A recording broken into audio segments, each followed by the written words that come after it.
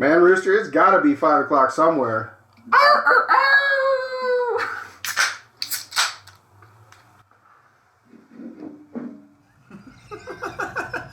Welcome back, everybody. Do you know? It's that show. I'm Bishop. I'm Rooster. We're here. We're here. We're back. Another year. We're back. On the books. 2022. Market. It makes you still fucking up on your dates, right? Like you're trying to figure that one out. that happens to me at work so much because I got to write these things out with the date for the cash drawer or whatever. I'm like, no, damn it. It's not 21. It's 22. It's weird because I still remember New Year's going down in 2006. I was in Salt Lake City in one of my parents' friends' like lake houses or whatever. And I remember how excited I was and all that stuff, but it blows my mind to think about like the year 2022. It's like almost like we're living in the future, man. We're in the future. Well, one of the things that everybody always asks me is during the new year, what are like some of the traditions and things like that. And we used to do all kinds of weird little things during the holidays and kind of mark every year, you know. And anymore, I don't care. And now it's all out the window, right? Because you're getting to the point now where time's slipping. And you know, once you get past about 20, 21 years old, and you have real life experiences and expectations to meet and things like that, the older you get, it's like that's why I always say that joke. And people say, "What day is it?" I don't know. It ends in Y. Right. It ends in Y. Right. I don't know. Yeah. Not only do they become like, you know, I don't want to say less significant, but they feel less significant. But you also just stop caring so much about. Well, because there's so much that compiles. Like when you're young, you don't really realize the importance of time management. And then the older you get, you realize there's a period in your life where you really have to start prioritizing what's happening and when, and you have to start scheduling. And you have to start, and then you get into another set of routines where it just happens second nature. And then people are like, "How do you get so much done in such a short period of time?" Well, it happens. I'm just on autopilot, right? Click. I wish I was there. I'm not even close to It's getting there. It's getting there. Trust me, it's getting there. I've at least passed into the second phase of realizing that I need to start prioritizing my time. Yeah. It's definitely there. Right. It's definitely there. But no, the New Year was good. It was really uneventful. To be completely honest, I think I was asleep by 10. Yeah. I think I made it to 10. That's funny. I don't know. I remember waking up at midnight telling everybody to go to bed. Yeah. Go to bed! All right. Get out of here! Yeah. Yeah, it was the same thing. I was up in Wyoming at my brother's, and him and his wife were asleep super early. I didn't even realize that it was like midnight, and then I was like, oh, it's 1 o'clock. Yeah. Yeah, I'd rather just do that, though, nowadays, and just chill and be with people that I love and that kind of stuff, rather than, like, going to a fucking party and screaming and blasting music. And, I mean, I like a good party, but I don't feel like I have the energy for it anymore. Yeah, when you get to be my age, you can do that maybe once a year. Yeah. Maybe that's why we save it till the end of the year. This takes a while. Right. For real. Yeah, not excited. I mean, I'm doing all right, but excited to start school in like a week or two, I guess. Yeah. And, you know, work for me has been just dog pile after dog pile after dog pile. You know, and again, it turns into that whole deal of time management and this next year, though, is going to be interesting. There's a lot of growth that's going to happen. And I'm definitely looking forward to it. Growth that's going to happen with the town, you mean? Yes, and with the business itself. So I look forward to that challenge and those challenges coming, but at the same time, I really don't. Because in our little area, we're growing so fast that within 10 years, we won't recognize where we live anymore. So, but... no, I'm thankful for everything that happened. You know, we haven't seen you guys in well over a month of Sundays. Yeah. So we're back. Let us know what you guys did for your holidays. We enjoyed ours, and Let us know your stories down below if you did something special, something crazy happened. We've got a lot of cool little ideas we want to play with this year, and hopefully we'll see our community grow a little bit. But no, I'm excited for you because that's one step closer to being done with school. And that's my whole mentality. Like I'm dreading it, but the other half of me is like, come on, bro, you're almost done. You just gotta crank this out. Right. You'll get this shit done, and then we'll be moving on to bigger and better things. So that's kind of where I'm at too. Yes. And the biggest thing that happened with me is I got a dog.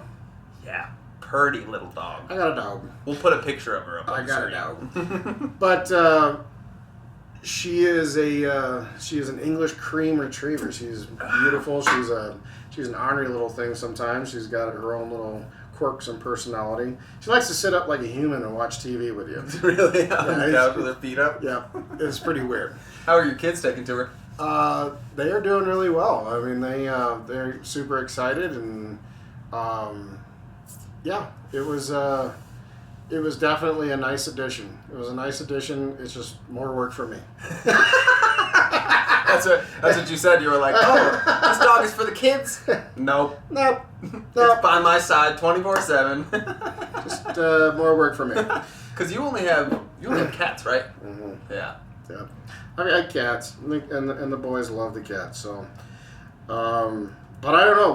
What about you? What were the holidays like for you? Obviously, so my grandma went home. Obviously, she didn't make it to Christmas. So, but she had to go back to California. You know, my brother and his wife came in town, and my uncle and aunt. We all had a big day of opening presents and eating ribeye, and I got a new guitar. A Schecter Hellraiser. Yep, it is so cool. Very, very beautiful guitar. Did I tell you about this? He'll put up a picture of that. I will. Did I tell you about this violin that I got? No. Yes. My dad bought me a violin, and super cool. I've been practicing it. It still sounds like shit, obviously, but it takes a lot of practice to like get it perfect. But super cool little antique violin. It's not antique, but super nice. I've been having a blast trying to learn it and figure it out. But it's a weird thing to get used to. The fingering I have down because I can play guitar. Right. There's no frets, so it's weird figuring out exactly where to put your fingers. But I'm quick and motion that way. It's getting used to doing this. That has taken me so much time. Right, with the bow? Yeah, and figuring out how to hit one note exactly or move. And also there's a whole lot of other stuff that comes with the violin, like resonating the bow and tightening it, and it's tuned differently and all kinds of stuff. So I've been having a blast like figuring all that out. You know that's made out of horsehair. Yes, it is. Horse tail, specifically. Horsehair. I just want to know where in the hell they find hairs that long. Right? Because I've seen a lot of horses, and their hair on their tail is not that long. So I want to know where in the hell. I mean, it's like the super dingleberry of the horse world. That's what I I like. Look at there, right? We can get 12 right there. 12 straight. That's what I was gonna say. Every horse's tail I've seen is covered in shit and mud, and they take that and clean it up and turn it into a violin bow. I don't know. I have to look that up because that's an interesting question, right? Right. Like, what horses is this brought or is this harvested from? Because I've never seen horsehair that long in my entire life. Maybe it's like some, I don't know, mythical being that they just find sheds every once in a while. There's gotta be like a whole industry surrounded on raising horses just for that purpose. Well, they do it for other things. I mean, different types of mohair and things like that, and different types of wool and fur and whatnot. You know, it's like cowboy hats. You know, cowboy hats are primarily, the best ones are always made out of beaver felt. Huh. And yes, beavers do have felt. And so it's the undercoat that's in there. Huh. It's not the long hair, it's the undercoat. And so depending on the grade of the hat, right, will tell you how much it comprises of, because they can use other felt from other animals, but beaver, because of its inherent hollow structure and water resistance, makes hollow it really structure. Really, yeah, because it keeps it's an insulator. It's an insulator. Okay, yeah, I right, gotcha. like on other animals. Yeah. And so that really fine stuff increases the durability of the hat. So, but not to get off subject, but I want to see that horse. Right?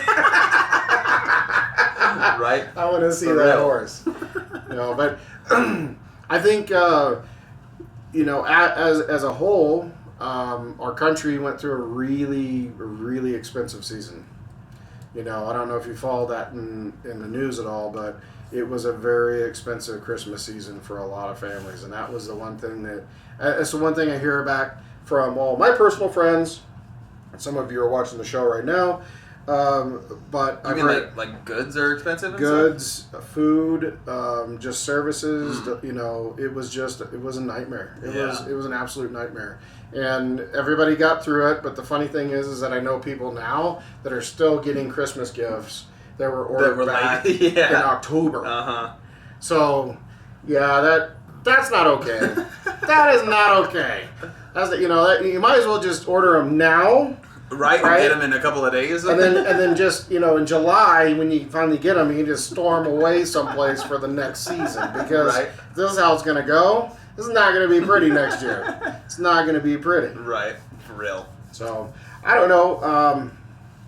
There's a lot going on. There's still a lot of uncertainty. I feel like a lot of people are really getting numb with a lot of things. But especially this fucking virus shit. Oh, my gosh. And it's still ramping up and going down and can't escape it. No.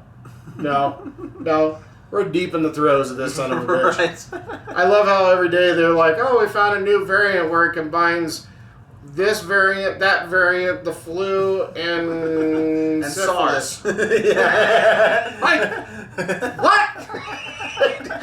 Did you just say syphilis? Right. Right. This isn't okay. For real. This isn't okay.